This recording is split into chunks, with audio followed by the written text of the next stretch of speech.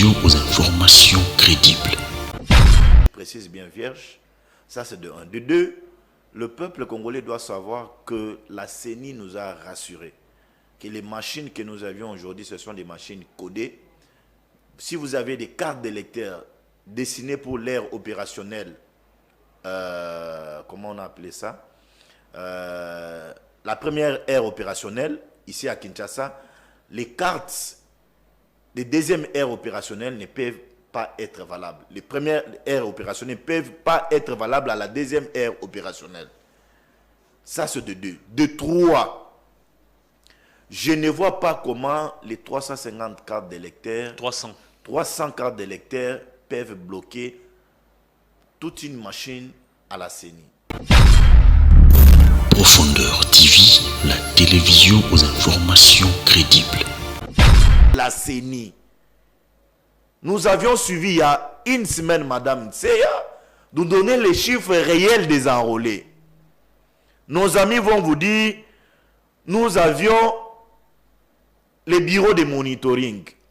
Est-ce la CENI met aujourd'hui certains enrôlés à la place publique? Il dit oui, mais pas en totalité.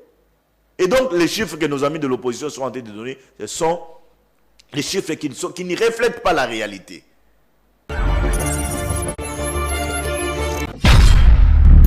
Profondeur TV, la télévision aux informations crédibles. Vous êtes journaliste d'investigation. Donnez-moi 2 ou 3 éléments que vous avez vu Bahati Lukwebo poser les actes et la population a décrié. L'homme est au service de la nation. Pour preuve, vous avez vu récemment là, Bahati Lukwebo être couronné comme le plus bon président depuis que le Sénat de la République démocratique du Congo a existé. Vous ne l'avez pas suivi, vous n'avez pas les images avec vous. Vous n'avez pas les images avec vous.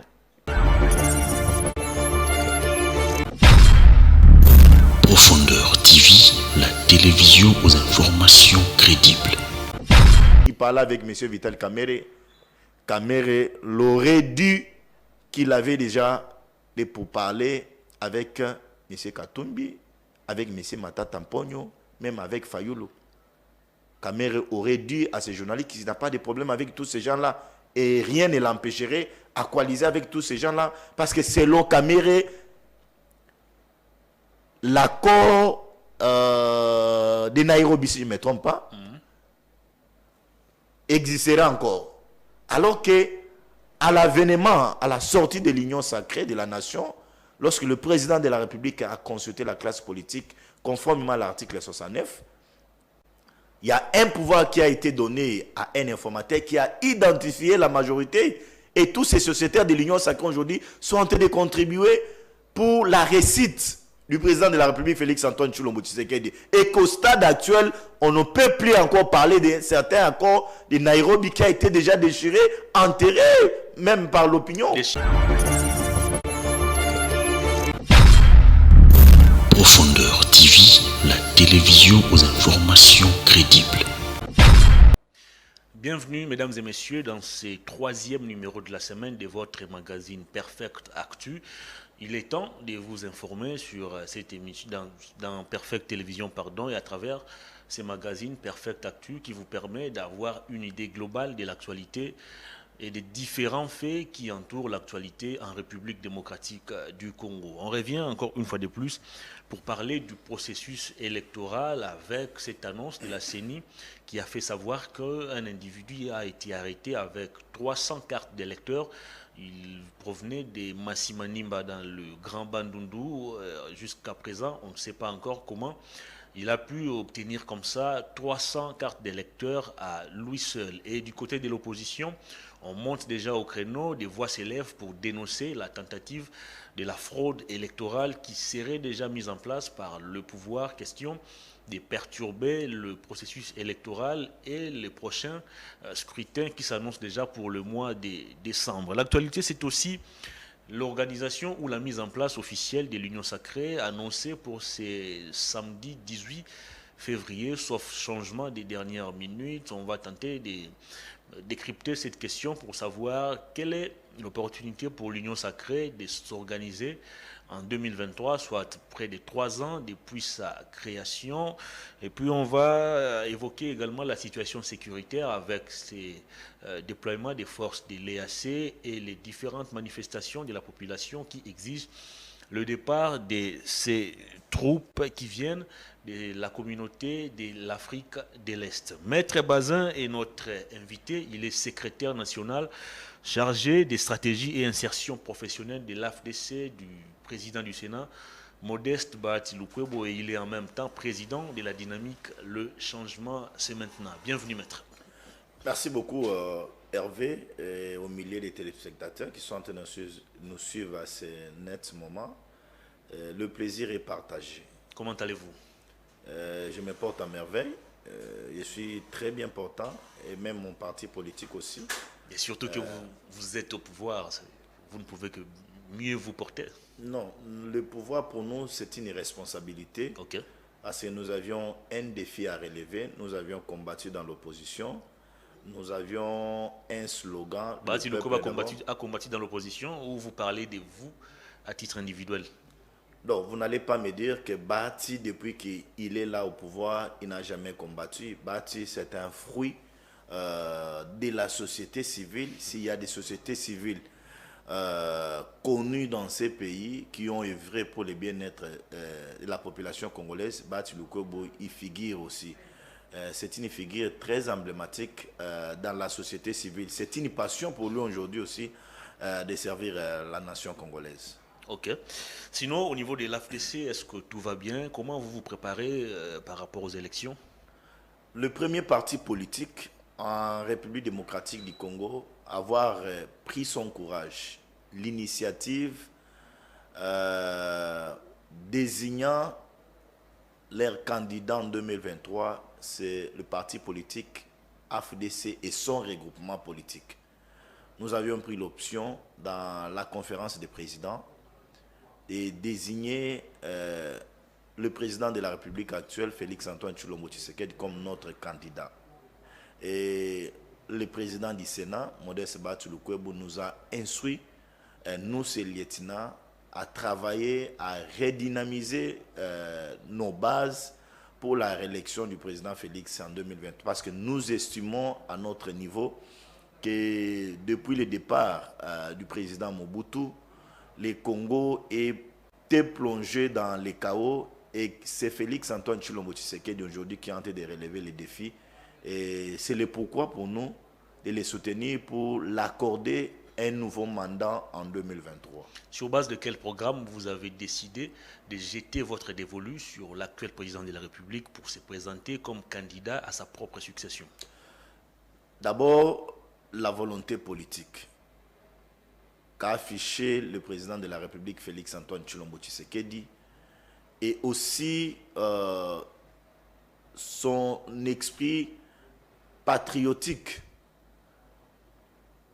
avec son slogan le peuple d'abord, les slogans laissés par son défunt père, et même les réalisations du président Félix aujourd'hui sur terrain sont palpables. Et pourquoi nous, AFDC, nous nous sommes dit, ça ne sert à rien de regarder de gauche à droite, de soutenir le président Félix en 2023 pour lui accorder un deuxième mandat conformément à notre constitution en vigueur. Pensez-vous que Félix Tshisekedi a réussi à concilier la théorie ou le slogan « Le peuple d'abord » à la pratique qui est la vie ou le changement de la vie des Congolais? Le peuple d'abord ne se limite pas qu'au social des Congolais. D'abord, c'est pas si vous regardez la classe politique congolaise. Aujourd'hui, aucun Congolais ne peut prétendre être exilé du fait de ses opinions politiques.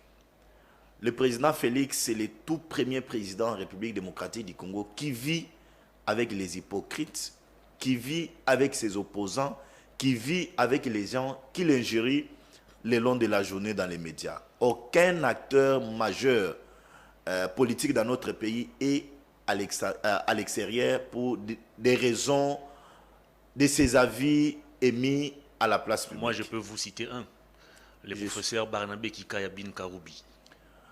Non, là, vous confondez la délinquance politique à certaines opinions démocratiques. Qu'est-ce que vous appelez délinquance politique? C'est un délinquant, le monsieur dont vous avez cité tout à l'heure, là, c'est un monsieur délinquant. Il a voulu ternir l'image. Il a voulu ternir. Mais un professeur d'université a appelé à être modèle. Parce que le professeur d'université transmet la sagesse, transmet le bien-être, transmet un comportement modèle dans la société. Mais lorsqu'un professeur d'université se livre dans les bobards, il se livre dans les dénigrements, il se livre dans les injures, sa place ici, ce n'est pas en prison, c'est l'envoyer dans un centre de rééducation psychologique. Ah oui, mais on doit comprendre cela.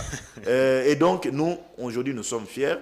Si vous voulez me poser les questions sur certaines réalisations de Félix, je suis très disposé à vous répondre. On va y revenir, mais rapidement, est-ce que vous avez des nouvelles de Manix Yenda qui a été arrêté depuis, je crois, le 28 janvier, ramené comme ça dans une destination inconnue? Nous n'avons pas des informations supplémentaires sur sa détention. Qu'est-ce qu'on peut retenir aujourd'hui par rapport à la situation des Manix? L'unique communicateur qui a tenté de laver l'image de M. Matata Mponyo Mapon dans l'opinion, c'était Manix Yenda. Il s'est donné corps et âme. Matata avait une image ternie? Mais Matata a un dossier judiciaire qui pèse sur lui, l'affaire Bukangalozo. Ok. Manix a pris son courage de se débarrasser de certains engagements, de venir servir au sein des LGD. Mais il est déplorable aujourd'hui et inacceptable que M. Augustin Matata Mponyo et sa suite abandonnent Manix Yenda. Manix a eu des soucis avec M. Franklin Chamala. Ils se sont tiraillés dans un groupe WhatsApp des LGD. Il a exprimé ses opinions. Il a dit à Franklin Chamala clairement que depuis 8 mois, LGD n'est plus sur terrain. Nous n'avions pas aucune activité. Vous deviez relancer les partis. N'attendez pas seulement l'ego de M. Matata Mponyo Mapon, parce que vous êtes secrétaire, vous gérez les partis au quotidien. M. Franklin Chamala a pris le luxe de suspendre Manix sans respecter les règles procédurales dans un parti politique. Parce qu'ils ont des statuts, ils ont su les règlements d'ordre intérieur. Il ne s'est pas limité qu'à la suspension. Il a pris encore une décision unilatérale d'exclure Manix Yenda. Ah bon? Manix a pris son courage de se prononcer un certain lundi, mais fort a été notre étonnement de constater qu'il y a eu certains agents non notamment identifiés qui l'ont pris, qui l'ont amené jusqu'à la preuve du compte, jusqu'aujourd'hui à une destination inconnue. Mais après les enquêtes, nous avions appris qu'il est entre les mains des services. C'est pourquoi moi je suis en train de lancer les messages à ceux qui voient Manix Yenda. On peut avoir les erreurs communicationnelles, on peut avoir les émotions, mais Manix a aussi un juge naturel. Si les services envoyaient Manix Yenda devant son juge naturel, qui aura aussi l'occasion, l'opportunité d'examiner les faits, si on trouve que non, il y a les indices sérieux et des culpabilités à sa charge, sa place c'est en prison, et surtout en détention. Nous sommes dans un régime qui prône l'état des droits.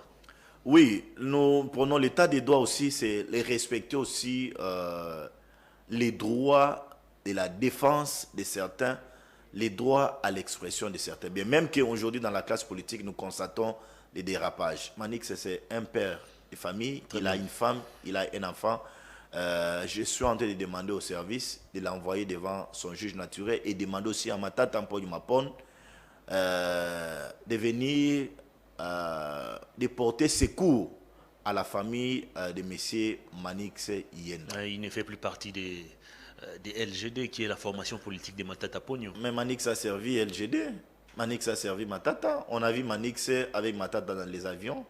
Quelle est cette erreur-là grave que Manix a commise, que Matata ne peut pas le pardonner? Matata ne peut pas venir porter secours à la femme de Manix et à l'enfant de Manix. Très bien, on va parler processus électoral, Maître Bazin. Nous avons appris hier qu'un individu a été arrêté et cet individu détenait 300 cartes d'électeurs vierges. Alors, pour l'opposition, ou je dirais pour certains communicateurs de l'opposition, il y a déjà tentative d'instaurer la fraude électorale afin de permettre à Félix Tshisekedi d'être réélu sans grande opposition. Est-ce que vous partagez à ces jours cet avis donné par l'opposition? Je ne partage pas les idées de nos amis de l'opposition. Je m'exprime. C'est un individu qu'on a attrapé avec certaines cartes 300 au total. vierges. Oui. Je précise bien vierges. Ça, c'est de un. De deux, le peuple congolais doit savoir que la CENI nous a rassurés que les machines que nous avions aujourd'hui, ce sont des machines codées.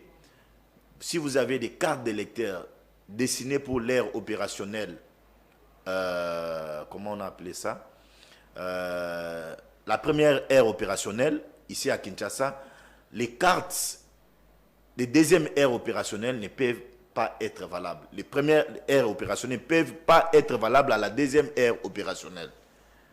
Ça, c'est de deux. De trois, je ne vois pas comment les 350 cartes d'électeurs, 300 cartes d'électeurs peuvent bloquer toute une machine à la CENI pour qu'on crie à la fraude. Le président de la République est élu par la majorité des Congolais. Il a une circonscription nationale, pas une circonscription provinciale. Le chef de l'État est élu par l'étendue de la République démocratique, par les Congolais se trouvant dans l'étendue de la République démocratique du Congo. Et cette fois-ci, la CENI ne s'est pas limitée qu'au Congo. La CENI a élargi aussi dans d'autres pays étrangers, l'Afrique du Sud, la France et d'autres pays. Et ce qui est important au stade actuel, c'est la volonté que la CENI est en train d'afficher pour nous offrir les élections libres, démocratiques, transparentes en 2023. C'est ça l'essentiel. Moi, je demanderai à nos amis de l'opposition de laisser ce que nous appelons en droit de dilatoire.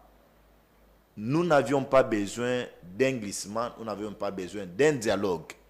Le plus beau cadeau que le président Félix Antoine Tshilombo Tshisekedi peut offrir aux Congolais, c'est de nous donner les élections en 2023. Ce n'est pas un cadeau. C'est le plus beau cadeau. C'est une obligation constitutionnelle. C'est une obligation constitutionnelle, comme vous l'avez dit, mais on a vu M. Joseph Kabila dépasser cette obligation constitutionnelle. Et nous, au sein de l'Union sacrée, nous ne voulons pas avoir un dépassement d'une minute. Nous n'avions pas besoin de dialogue, nous n'avions pas besoin de glissement. Et je profite de vos micros pour féliciter l'argentier de la République démocratique du Congo, Excellence Nicolas Kazadi. Qu'a-t-il fait? C'est parmi aujourd'hui les ministres qui sont en train de rassurer à la République démocratique du Congo la gestion au quotidien de la chose publique. La CENI accuse des arriérés. Hervé, vous serez d'accord avec moi qu'on a vu sous le règne de Nicolas Kazadi ce bon partenariat avec l'FMI. L'évaluation des partenariats que nous avions avec les Fonds monétaires internationaux. Et nos comptes aujourd'hui sont certifiés. Et c'est ça, c'est sous la vision de Nicolas Kazadi. Quel est ce pays qui a été développé parce qu'il avait collaboré avec le FMI ou je ne sais pas moi, la Banque mondiale? La gestion orthodoxe de la République, il faut le mettre aussi dans les paniers de Nicolas Kazadi. Il faut le dire. On a intérêt à féliciter certains ministres qui sont en train de mieux travailler. Je ne les connais pas. Il n'est pas de l'AFDC, il est de l'IDPS. Mais je suis un haut cadre de l'Union sacrée. Je suis un haut cadre au sein de l'AFDC. Je peux vous dire qu'il faut féliciter Nicolas Kazadi dans le travail qu'il est en train d'abattre aujourd'hui. Il faut éviter des appels des pieds. Non, Hervé, je n'ai jamais été hypocrite. Je ne flatte pas les messieurs. Mais nous avions intérêt. Pourquoi si un ministre travaille mieux, vous avez appelé ça comment? Mais moi, vous avez appelé ça comment? Appel des pieds. Non, moi je ne fais pas les appels des pieds. Je vous ai donné un fait. Vous estimez que Nicolas Kazadi travaille bien. Entre-temps, la CENI se plaint que l'argent arrive toujours en retard. Non, je n'ai pas entendu de la Commission électorale nationale Plusieurs fois. CENI Plusieurs fois, maître. se plaindre qu'ils n'ont pas de Plusieurs moyens. fois, il n'y a même pas un mois. Non. Le président de la CENI avait accordé une interview, je crois, à nos confrères des Top Congo, Oui. où il a déclaré clairement que la CENI accusait à ce jour, je crois, 3 mois Non, de mais retard. Ça date.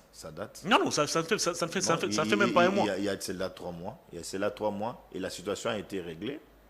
Je n'ai pas entendu de la bouche. Et puis, Très bien. Kadima, c'est un monsieur qui n'a pas la langue à la poche. Kadima s'exprime librement. Seya s'exprime librement. S'il y aurait un problème de finances, on allait entendre de la bouche de Kadima de dire que Nicolas Kajadi est en train de... On revient sur les élections. Alors, vous ne voulez pas du glissement, vous n'allez pas accorder 1 minute de plus au président de la République pour glisser. Ça, c'est d'ailleurs les vœux de Moïse Katumbi qu'il a exprimé au travers de son porte-parole, Olivier Kamitatou. Du côté de la Mouka qui a mis en place une plateforme électorale, je ne sais pas comment on appelle ça encore, la COEL, je crois, une structure qui a pour mission de surveiller les élections. On dénonce déjà des centres fictifs, l'existence des centres fictifs. Avec ce qui vient de se passer hier où on a arrêté quelqu'un avec 300 cartes d'électeurs, est-ce qu'il ne faut pas craindre par rapport à la fraude électorale que Jean-Marc Aboun avait même évoqué déjà?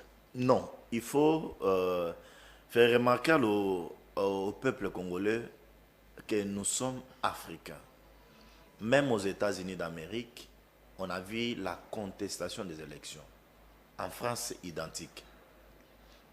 Je ne dis pas que nous aurons les élections transparentes, démocratiques, non. Les élections parfaites. Il faut s'attendre à de petites contestations. Il faut s'attendre à ça. Et l'opposition est appelée... Mais ça commence très tôt. Non, Hervé, vous savez, nous étions dans l'opposition, nous connaissons les joueurs et leurs jeux. On connaît certains jeux pour attirer la communauté internationale. Le président de la République, à l'époque, il y a cela 6 mois, le président a lancé un message à cette communauté internationale de venir certifier les élections en République démocratique du Congo. On n'a pas entendu Kadima réfuter l'offre. Et lorsque nos amis de l'opposition nous disent, ils sont en train de dire à la communauté internationale qu'il y aurait certains bureaux fictifs, c'est à quel niveau? Chez moi à Dekese, à Lodja, ici à Kinshasa, Congo central ou bien au Katanga. Et les statistiques que l'opposition est en train de produire aujourd'hui sont des fausses statistiques. Alors comment ça? Parce que la seule personne qui a les données des enrôlés, c'est la CENI. Nous avions suivi il y a 1 semaine, Madame Tseya, nous donner les chiffres réels des enrôlés. Nos amis vont vous dire, nous avions les bureaux de monitoring. Est-ce la CENI met aujourd'hui certains enrôlés à la place publique? Il dit oui, mais pas en totalité. Et donc, les chiffres que nos amis de l'opposition sont en train de donner, ce sont les chiffres qui ne reflètent pas la réalité. L'opposition est dans un schéma de dialogue. Ils sont dans un schéma de glissement. Nous disons non, ne violons pas la Constitution. Est-ce que ce n'est pas le pouvoir lui-même qui balise déjà le chemin pour qu'à la fin, il puisse convoquer une table ronde où les uns et les autres viendront avec des agendas? Notez que jusqu'à ce que nous irons aux élections dans ces pays, nous n'aurons pas une opposition réunie. Il n'y aura pas un candidat qui va faire l'unanimité au sein de l'opposition. Et nous, de l'Union Sacrée, nous n'avions pas peur d'un candidat qui va se prononcer. Et nous disons, nous allons faire application de la loi. Parce que ce n'est pas tout le monde qui est appelé à aller aux élections. Nous allons veiller sur les identités et les origines des individus. Est-ce que ce n'est pas le pouvoir qui craint les candidats déclarés déjà au niveau de l'opposition? Parce qu'il faut ici rappeler qu'au niveau de la CENI, au niveau du bureau de la CENI, il y a des partis de l'opposition qui ne sont pas d'accord avec ce qui se passe là-bas. Vous avez nommé, ou vous avez désigné, ou je ne sais pas moi, vous avez entériné la décision de voir M. Didi Manara, qui a été radié du PPRD, briguer la deuxième vice-présidence du Sénat sans procès verbal de son parti politique. Il y a des gens qui ont été désignés au bureau de la CENI sans toutefois avoir l'aval de leur parti politique. Et vous avez orchestré, vous avez accepté cette forfaiture. Manara, c'est un fervent PPRD. Il a été au sein de l'FCC. Et Manara est en bon terme avec certains lieutenants du FCC et aussi du PPRD. Là, il n'y a absolument pas de problème. La radiation de Manara est intervenue après sa désignation. Manara a été accepté. Il a fait l'unanimité de la classe politique congolaise. Attendez, maître, il est connu de tous que pour être nommé au bureau de la CENI, oui, il faut être mandaté par le parti politique. Oui. Avez-vous vu le procès verbal où le PPRD désignait Manara comme son délégué à la CENI? Il a été désigné par qui? Par l'Union sacrée? Il a été désigné par les PPRD? Oh. Évidemment. Est-ce que vous avez un acte de l'Union sacrée désignant Manara? Vous avez un acte de la société civile désignant Manara? Avez-vous aussi vu le procès verbal du PPRD qui désignait Manara? Mais qui a contesté Manara les jours de sa désignation? Mais il est contesté jusqu'à ce jour. Mais Manara, lorsqu'ils ont été désignés, l'Assemblée nationale a entériné la décision. On n'a pas vu un candidat PPRD aller à l'Assemblée nationale contester. C'est de la politique, cher ami Hervé. Manara est en bon terme avec PPRD. Et tout ce que Manara a comme salaire, mais il n'est plus membre. Tout ce qu'il a comme salaire, il rétrocède au PPRD. Lui qui a été radié du parti. Radié du parti, mon cher. Il y a certains actes politiques qu'il faut voir la face B. Oh, comment ça? Oui, mais je t'informe. Je t'informe. Et vous parlez tout à l'heure là des candidats. Quel est ces candidats-là dans l'opposition qui peut faire face à Félix Antoine Tshilombo Tshisekedi? Aujourd'hui, la Mouka, ils sont saucissonnés. Fayoulou n'est pas en bon terme avec Mouzito. Fayoulou quitte Mouzito pour aller s'associer à un monsieur qui a les démêlés judiciaires. Monsieur Augustin Matata Mpogno. Fayoulou quitte Mouzito pour aller coaliser avec monsieur Moïse Katumbi Tchapwe, qui aujourd'hui a un problème avec la République en rapport avec sa nationalité, avec ses origines. Et ce qui a choqué encore l'opinion, de voir notre prix Nobel, à qui nous respectons, nous devions des révérences, signer un communiqué avec M. Matata Mpogno, avec M. Martin Fayoulou. Attendez un peu, vous reprochez à Mukwege le fait de signer un communiqué avec Martin Fayoulou, avec Matata Mpogno, qui ne sont pas des diables, mais vous applaudissez Bahati Lukwebo qui a accompagné Joseph Kabila pendant 18 ans dans la ruine. Joseph Kabila que vous traitez aujourd'hui des diables, Bahati a été aussi avec lui. En quoi la coalition Mukwege, Fayoulou, Matata vous dérange? D'entrée en jeu, je vous ai donné l'aperçu un peu superficiel du professeur sénateur Modeste Bahati Lukwebo. Si Kabila a approché Bahati Lukwebo, c'était pour... Est-ce que c'est Kabila qui avait approché Bahati ou c'est Bahati qui avait approché Kabila? Non, c'est Kabila qui a approché Bahati Lukwebo parce que Bahati avait une majorité au sein de l'Assemblée nationale. Parce que Bahati a l'ancrage sur l'étendue de la République démocratique du Congo. Il a un parti politique qui est mieux implanté en République démocratique du Congo. Et il a un regroupement très bien installé en République démocratique du Congo. Et c'est de manière aujourd'hui un peu aveugle que je vois certains journalistes comparer le parcours politique de Bahati Lukwebo à celle de Joseph Kabila Kabange. Bahati a un parcours élogé, la société civile, et il est aujourd'hui dans la politique. Il a été ministre plusieurs fois. Mais Kabila... Ministre plusieurs fois, pour quel résultat? Être ministre, c'est bien bon. Vous pouvez me donner 2 ou 3, 4 méfaits de l'opacité dans la gestion de Bahati Lukwebo. Vous êtes journaliste d'investigation. Donnez-moi 2 ou 3 éléments que vous avez vu Bahati Lukwebo poser les actes et la population a décrié. L'homme est au service de la nation.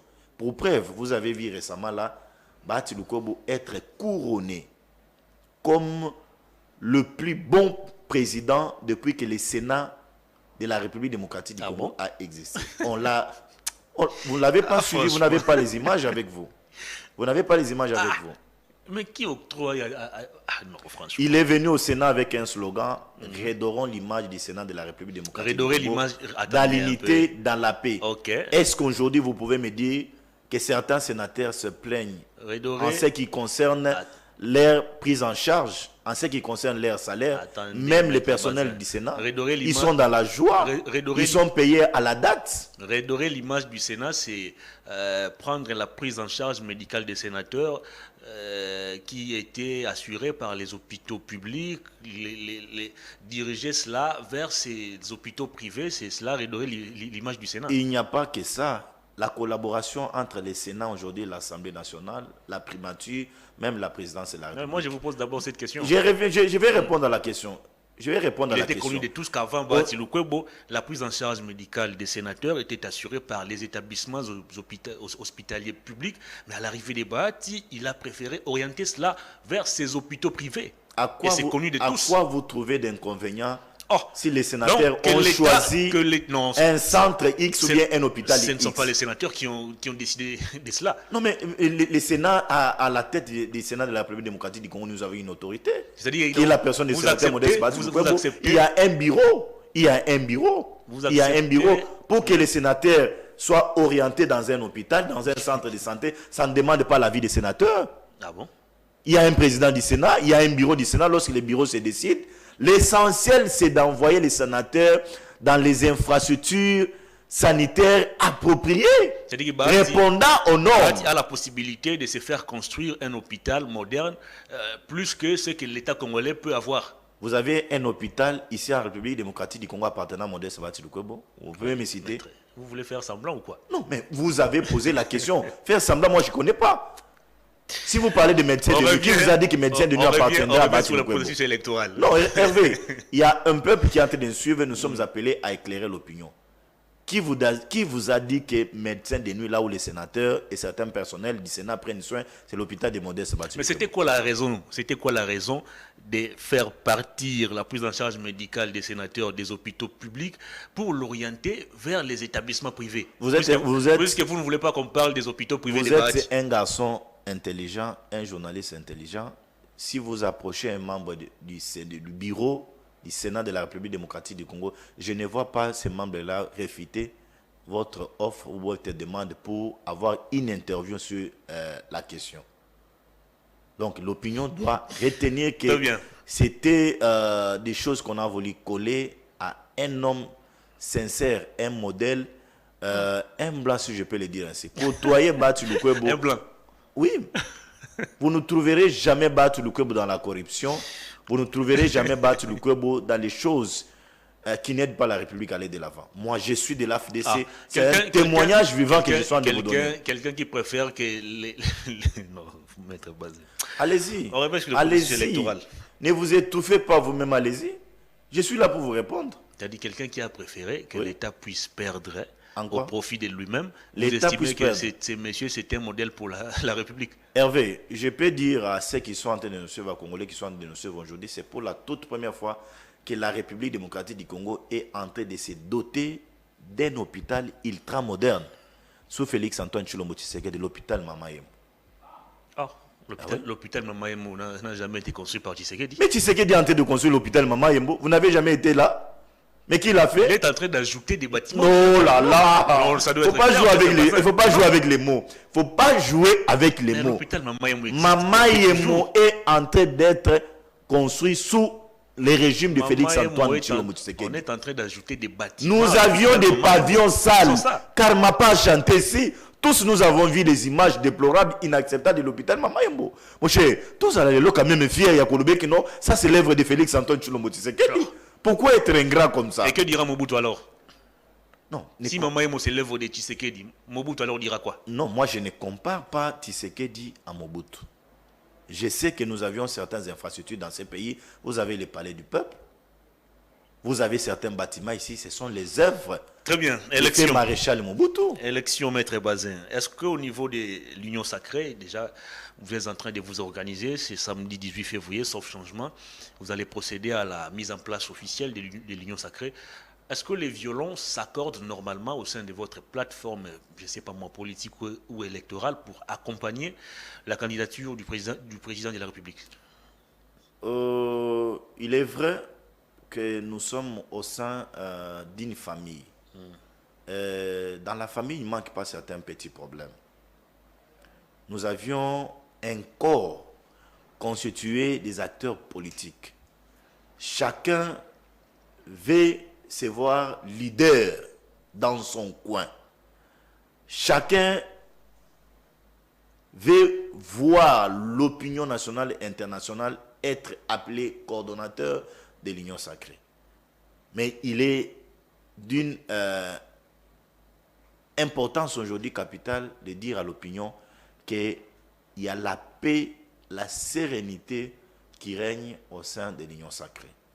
Nous sommes en train de nous organiser pour transformer l'Union sacrée à une plateforme politique, voulais-je dire, et offrir au président de la République, Félix-Antoine Tshilombo Tshisekedi, dans la joie, dans la sérénité, un nouveau mandat comme le fait la Constitution de la République démocratique du Congo. Et la sortie, c'était annoncé pour les 11 d'abord. Et vu l'agenda de certains acteurs sociétaires de l'Union sacrée, nous attendons la confirmation de la sortie, c'est 18 ici, sauf imprévu. Alors, il faut dire que l'Union sacrée, c'est un rassemblement de plusieurs leaders. Qui va patronner à ce jour cette plateforme qui doit voir les jours? On peut avoir un coordonnateur, on peut avoir les présidiums. Il y a le président du Sénat de la République démocratique du Congo, Modeste Batshilukwebo. C'est un leader incontestable au sein de l'Union sacrée. Je ne vois pas Vital Kamerhe se faire diriger par Batshilukwebo. Moi, je n'ai jamais écrit à Vital Kamerhe. Kamerhe, c'est un hypocrite, un hybride. Vous avez des propos Kamerhe, non, je n'ai pas de problème avec Kamerhe. Ce qui a tué la scène politique congolaise, c'est la sincérité, la loyauté. Kamerhe n'est pas sincère? Kamerhe n'est pas sincère vis-à-vis du président de la République. Il n'est pas sincère vis-à-vis des sociétaires de l'Union sacrée. Vous le pensez? L'essentiel pour nous... Quand Kamerhe battait campagne pour Tshisekedi, Bati était encore avec Kabila. Mais écoutez... Alors, je ne vois pas en quoi Bati sera plus sincère que Kamerhe. Moi, je suis avec Bati. Moi, je suis avec Batshilukwebo. J'ai bâti campagne pour Félix-Antoine Tshilombo Tshisekedi. C'est une voix de plus. Je suis avec Bati, j'ai voté Félix-Antoine Tshilombo Tshisekedi. Je suis au sein de l'Union sacrée. Je ne suis pas minimisable. Je suis un leader d'opinion. Je suis avec Modeste Batshilukwebo. Ne comptons pas seulement sur la voix de Kamerhe. Pourquoi minimiser Maître Bazin? Donc, je parlais de la loyauté, je parlais de la sincérité. Kamerhe, je parlais avec un journaliste qui m'a dit que lorsqu'il est allé visiter Kamerhe chez lui, Kamerhe l'a dit qu'il avait déjà les entrées chez Katumbi. C'est une conversation privée, il ne faut pas ramener ça. J'ai dit, mais je n'ai pas cité les noms du journaliste Hervé. Bien sûr, mais... Je n'ai pas cité les noms du journaliste. Le journaliste m'a dit, il m'a passé un message. C'était un échange privé. Il m'a passé un message. Il m'a passé un message. Il m'a dit, il parlait avec M. Vital Kamerhe. Kamerhe l'aurait dit qu'il avait déjà des pourparlers avec M. Katumbi, avec M. Matata Mponyo, même avec Fayulu. Kamerhe aurait dit à ces journalistes qu'il n'a pas de problème avec tous ces gens-là et rien ne l'empêcherait à coaliser avec tous ces gens-là parce que selon Kamerhe, l'accord de Nairobi, si je ne me trompe pas, existerait encore. Alors que, à l'avènement, à la sortie de l'Union sacrée de la nation, lorsque le président de la République a consulté la classe politique, conformément à l'article 69, il y a un pouvoir qui a été donné à un informateur qui a identifié la majorité et tous ces sociétaires de l'Union sacrée aujourd'hui sont en train de contribuer pour la réussite du président de la République, Félix-Antoine Tshilombo Tshisekedi. Et qu'au stade actuel, on ne peut plus encore parler de certains accords de Nairobi qui a été déjà déchiré, enterré, même par l'opinion. Déchiré et enterré par qui? Mais qui parle encore de cet accord? C'est une affaire qui lie Vital Kamerhe et Félix Tshisekedi. C'est une affaire qui lie Félix Antoine Tshilombo Tshisekedi et Vital Kamerhe. Mais Tshisekedi aujourd'hui est au sein de l'Union sacrée de la nation. Kamerhe aussi fait partie de l'Union sacrée. Mais Kamerhe a été arrêté dans ces pays pour avoir détruit la vision du président de la République. Le peuple d'abord. Il a été lavé par lavé par la justice. Ça, c'était les arrangements privés. Ah bon? Oui, je te confirme dans ce plateau que les jugements que Kamerhe a obtenus, c'était les arrangements privés. Ça, c'est grave. Ah oui, mais je te dis, il n'y a pas question de gravité. Mais attendez, mais les faits étaient patents. Est-ce que vous comprenez qu'il y a... Les faits étaient patents, Hervé. Je suis juriste, avocat de mon État, mais ce sont les arrangements politiques qui ont prévalu sur la question des droits. Est-ce que vous comprenez que dans cette affaire des 100 jours, il y a un monsieur qui a perdu la vie? Est-ce que vous comprenez que dans cette affaire des 100 jours, il y a des millions d'argent qui ont été détournés? Est-ce que vous comprenez que dans cette affaire des 100 jours, il y a des gens qui ont perdu même des parcelles à la suite des travaux lancés et abandonnés par votre régime? Et vous parlez aujourd'hui aisément que la sortie des Kamerhe était des arrangements politiques. Est-ce que vous saviez que Bukanga Lonzo a causé des préjudices à certains militaires, à certains policiers bénéficiaires des maisons préfabriquées? Est-ce que vous saviez que les 100 jours a été un préjudice pour des milliers de Congolais qui voyaient la vision salvatrice du président de la République, Félix Antoine Tshilombo Tshisekedi? Des millions de dollars qui sont partis, détournés de manière aveugle par un individu pour satisfaire ses appétits. À Kisenso, il y a des gens qui ont perdu des parcelles, il y a des érosions qui ont vu les jours à la suite des travaux lancés. Mais il faut mettre dans le panier de qui a préjudicié tous ces gens. Si ce n'est pas M. Vital Kamerhe, qui a préjudicié tous ces gens? Si ce n'est pas Kamerhe, est-ce que c'est Tshisekedi qui avait lancé l'offre? Non. Mais on doit se regarder dans les yeux, c'est dire la vérité. On ne doit pas construire la République dans les mensonges. On ne doit pas construire la République dans les détournements. Lorsqu'on accepte d'accompagner un partenaire, on l'accompagne dans la sincérité, en respectant sa vision. Hervé. Et nous le disons à ceux qui veulent nous entendre, que nous sommes aujourd'hui, nous, AFDC, fiers, parce que nous nous sommes prononcés, sans ambiguïté, sans obscurité, que notre candidat en 2023, c'est Félix Antoine Tshilombo Tshisekedi. Et nous assumons pour cela. Nous avons même approché nos amis de l'IDPS. Nous les avions remis nos procès-verbaux de la conférence des présidents. Très bien. Est-ce qu'aujourd'hui, certains QG politiques se sont prononcés? Aujourd'hui, vous trouverez un silence cimetière dans certains QG politiques en rapport avec la question de la réélection de Félix Antoine Tshilombo Tshisekedi en 2023. Exactement, parce que Félix Tshisekedi s'est prononcé aussi sans consulter ses partenaires, notamment Vital Kamerhe et Jean-Pierre Bemba. Mais Félix s'est prononcé conformément. Même pas Moïse Katumbi qui faisait encore partie à l'époque de l'Union sacrée. Félix Antoine Tshilombo Tshisekedi s'est prononcé conformément à la Constitution de la République démocratique du Congo en vigueur, qui lui donne le pouvoir d'avoir un mandat renouvelable une seule fois.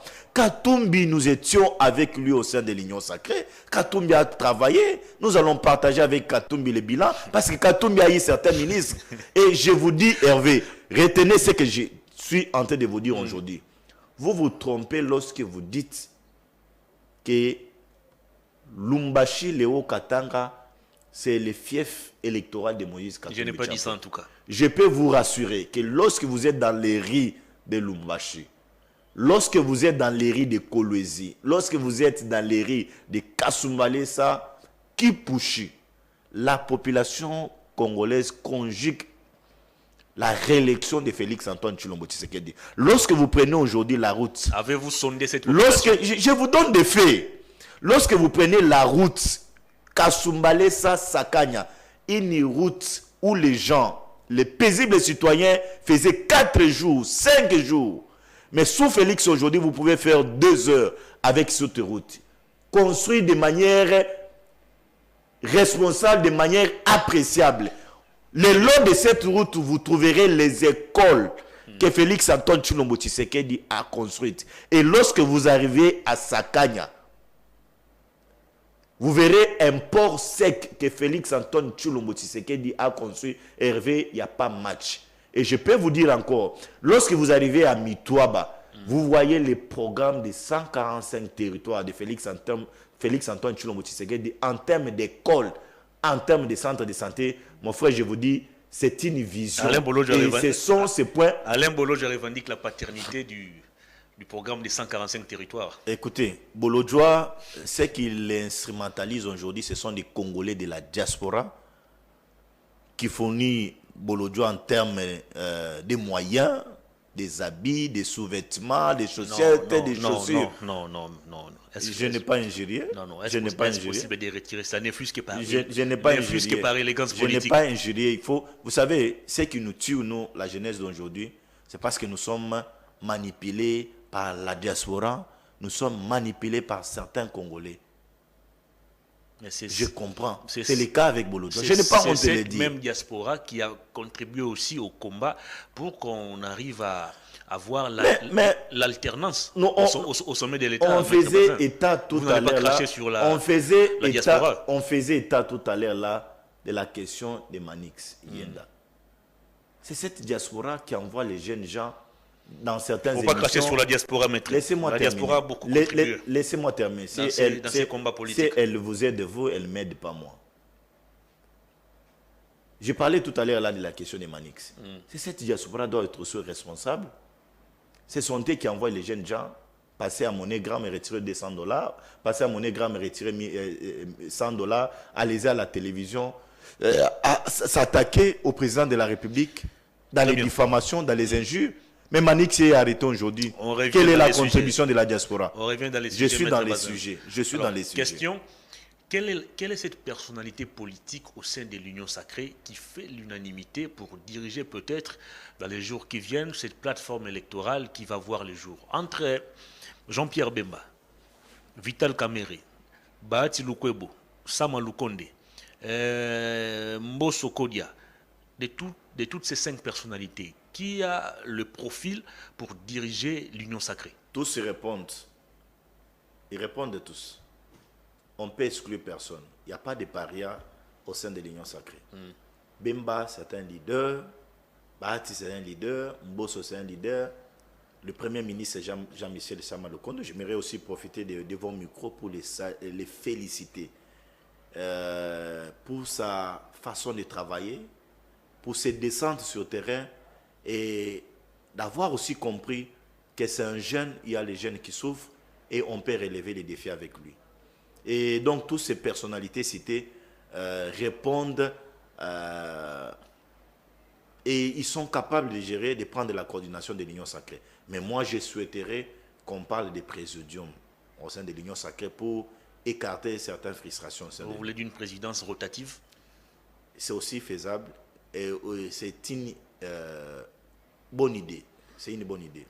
Très bien, on va terminer cette émission, Maître Bazin Pembe. Rapidement, on va parler de la situation sécuritaire à l'est du pays d'une manière globale. Est-ce que vous êtes satisfait du déploiement des troupes de l'EAC? Ce qui est important à dire à la population congolaise, que nous ne sommes pas les premiers pays à être au sein de l'EAC. Il y a 7 pays qui constituent l'EAC. Créé, si je ne me trompe pas, depuis 1967, si je ne me trompe pas la date. C'est une organisation qui œuvre d'abord pour l'économie et le développement et l'échange entre des pays signataires de la convention, si je peux l'appeler ainsi, de l'EAC.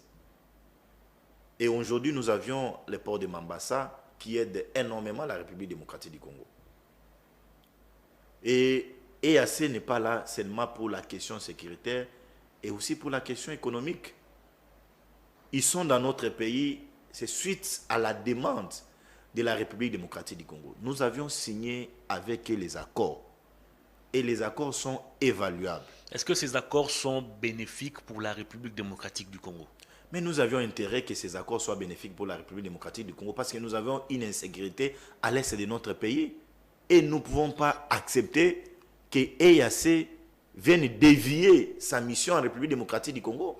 C'est pourquoi vous avez suivi le ministre des Affaires étrangères de la République démocratique du Congo, Christophe Lutundola, condamner le fait que le secrétaire général de l'EAC ait dénaturé un communiqué Je vous ai parlé tout à l'heure là de l'évaluation des accords.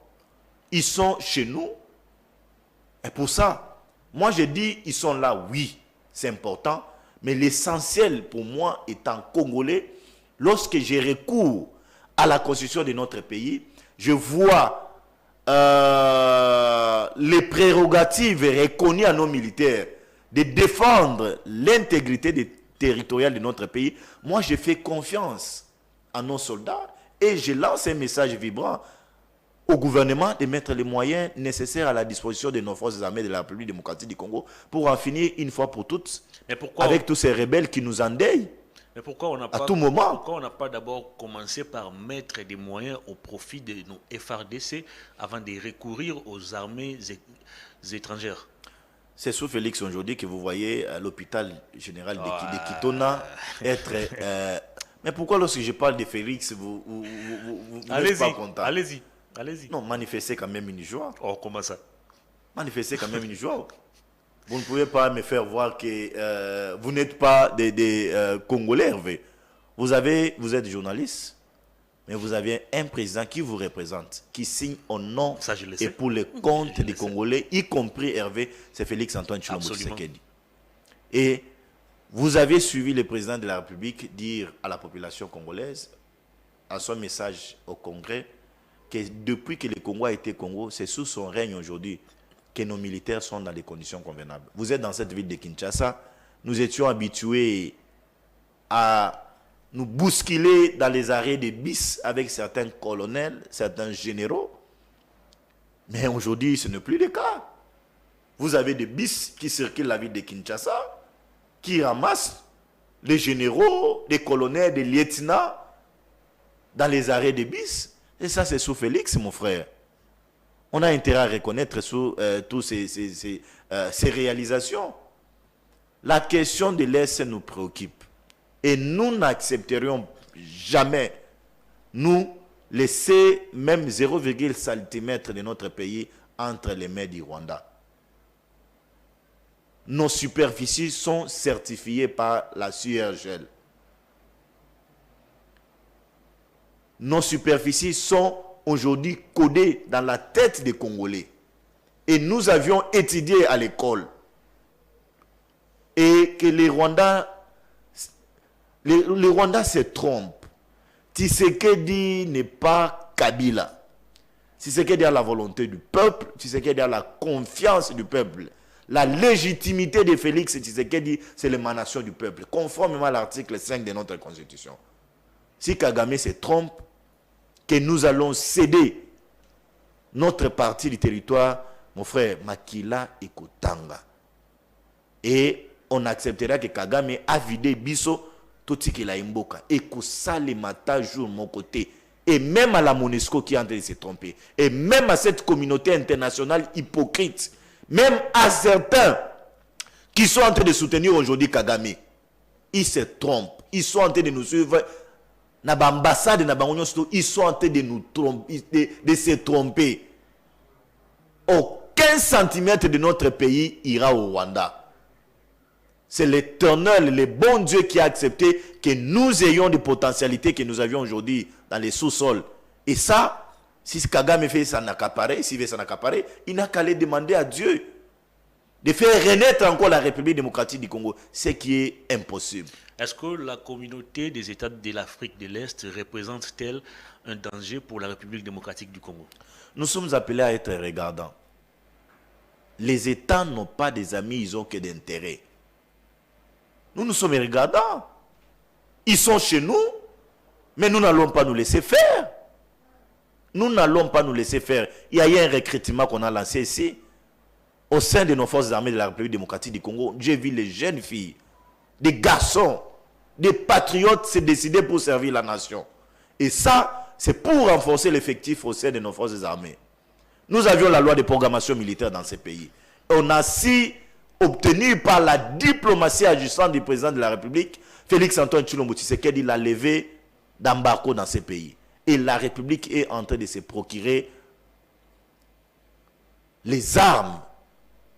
Nous sommes en train de nous préparer. Nous sommes une puissance dans la sous-région et nous allons prendre la tête en ce qui concerne nos potentialités, en ce qui concerne nos forces armées dans la sous-région, Hervé. Retenez cela. Très bien. Une dernière question, Maître Bazin. Est-ce que nous devons aujourd'hui quitter l'EAC ou vous estimez que nous pouvons encore y rester pour quelque temps? Si nous évaluons, on constate qu'il y a les erreurs, la moindre des choses, et la seule voie, c'est de nous débarrasser de l'EAC. Très bien. On se débarrasse de l'EAC, on peut signer des accords avec nos amis de Kenya, on peut signer des accords avec certains pays qui veulent volontiers voir la République démocratique du Congo retrouver ses localités entre les mains des sanguinaires aujourd'hui, de Paul Kagame et ses supplétifs. Maître Bazin Pembe Njale, merci de votre disponibilité. Merci beaucoup Hervé pour l'invitation. Je vous en prie. C'est toujours une joie de partager avec vous parce que vous dégagez une intelligence. Merci beaucoup. Que j'ai toujours apprécié. Merci beaucoup. Je rappelle que vous êtes secrétaire national en charge de la stratégie et insertion professionnelle dans l'AFDC. Au sein de ces partis politiques aujourd'hui très bien implantés. Et également président de la dynamique, le changement, c'est maintenant. Très bien.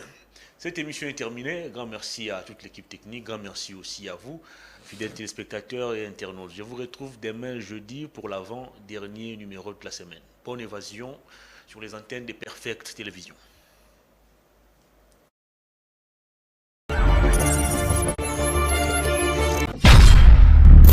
Profondeur TV, la télévision aux informations crédibles.